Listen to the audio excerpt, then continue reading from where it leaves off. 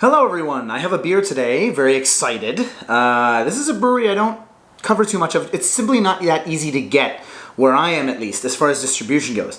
This is Nomadic from Jeonju, and I went to Jeonju for the 10th time on Saturday. It's 2 days ago now. And we decided, we went to the brewery last time, so we'd go to the beer garden today in the Hanok Village. And I had their Spitfire IPA, the UK IPA. Interesting choice of hops too. They use Michigan hops. Like, they're not using like the traditional UK hops in there. It's really good though.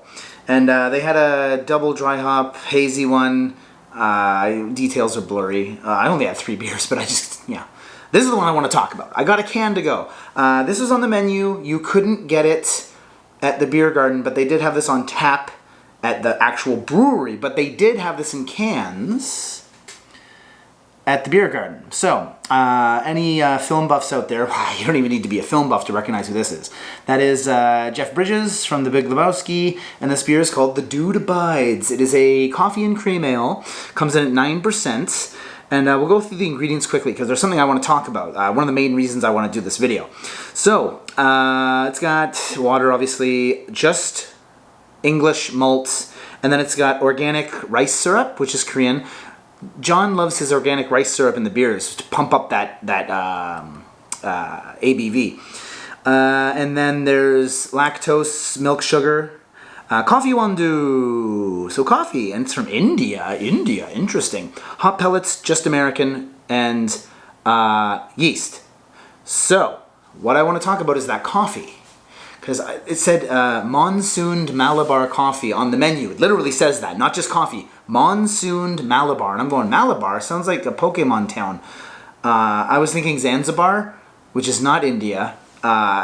Forgive me, I don't know a lot about India, sorry. Not the different regions. So, Monsoon Malabar is a process applied to coffee beans, where the harvested coffee beans are exposed to the monsoon rain for 3 to 4 months. So I suppose that's probably like the entire monsoon season. And this causes the beans to swell just because of the sheer amount of moisture involved, right? And then it loses the original acidity, resulting in a flavor profile with a neutral pH. So a lot of coffees can be rather acidic, which I like, but not everyone does. Ooh, and also quickly, well, Malabar, I learned obviously yesterday and today, it's on the lower west coast of the peninsula of India, and it's protected under India's Geographical Indications of Goods Act, much like champagne is, and certain cheeses from Italy, stuff like that. You know, it has to be made here, and, to be called this kind of coffee. You can go north and monsoon the beans all you want, but it won't be called Monsoon Malabar protected. So, quick little cute view of the can again. There you go, that's better. He's holding, I haven't seen the movie in a while, he's holding a record, but it obviously is designed to look like traditional Korean art.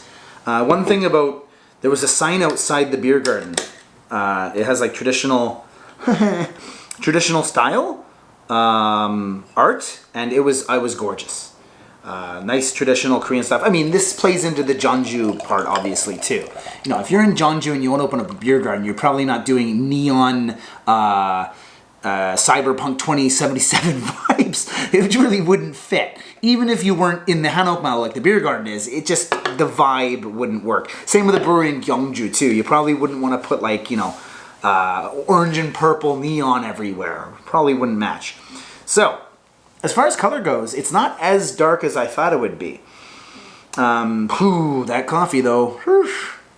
And yeah, that isn't the barley being roasted. That's literally coffee in here that he's added.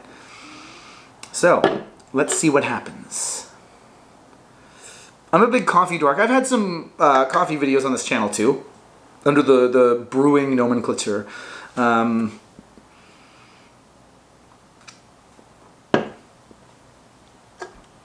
I took this out of the fridge about 20 minutes ago. Again, being a stout. Actually, no, it's a cream ale. Well, it's a coffee and cream ale. So I shouldn't really. With the coffee, I kind of just put the stout label on it. But I suppose when John names this thing, he's called it a coffee and cream ale. It is rather brown, but yeah, it's not even porter yet. I'm kind of mislabeling it, yeah. Just because the coffee is influencing my, I guess, visual perspective or expectations too.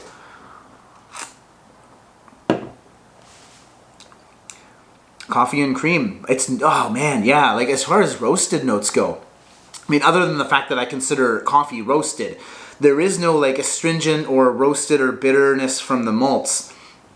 And that body and that sweetness from the the milk sugar, the lactose, really nice. The body on here is really nice. It's quite velvety and smooth without being heavy. And there's just enough sweetness. It kind of reminds me like if you went to Tim Hortons or any coffee place. But back home, if you got like 2 cream, 2 sugar, kind of large drip coffee, right? In Korea, they just don't do this. It's very espresso heavy. But back home, you know, any coffee place you go to that's a chain, a massive one, you know, how many sugars would you like, sir? Sugar, milk? I would always get 2 milks. I don't like sugar in my coffee. But, you know, that's not that I don't like sweet things. This is actually quite nice. I don't feel like the sweetness perverts the taste of the beer. Whereas in a coffee, I want to taste the coffee.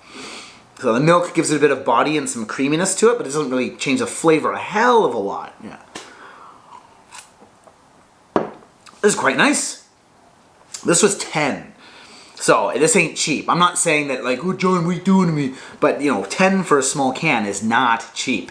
I imagine that the beans play into that. They're probably rather either hard to get or the extensive processing time raises the price of that. There's a niche to it, the geographical indication measure too. It's like, you know, you can't get these anywhere else, but not with this label. You know, the beans over there cost $1. These are $1.28. You know what I mean? They're gonna, you know, even from just a marketing perspective and a desirability, customer value perspective, rather than any sort of actual costs involved in producing it, right?